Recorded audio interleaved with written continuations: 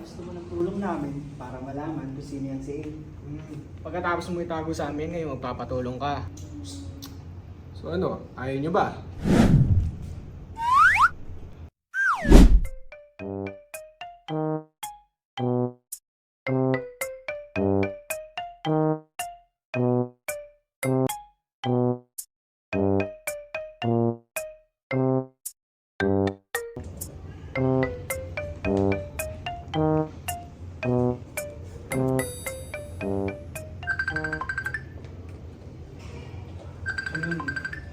Dito. Buti mo.